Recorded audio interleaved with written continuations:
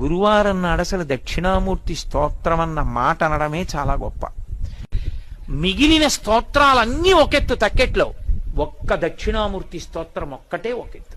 ఈ శ్లోకాల్ని, ఈ స్తోత్రాన్ని, దక్షిణామూర్తి స్తోత్రాన్ని ప్రతిరోజు ఎవరైతే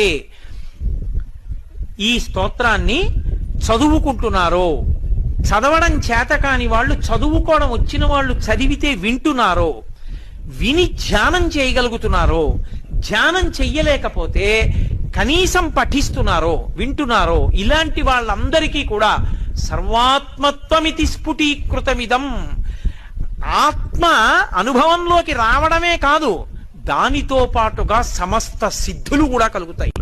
అందుకే అవి ధ్యాన మంటపంలో కూర్చుని ఒక్కసారి ఆ స్తోత్రం చదివి వెళ్ళిపోతే చాలు.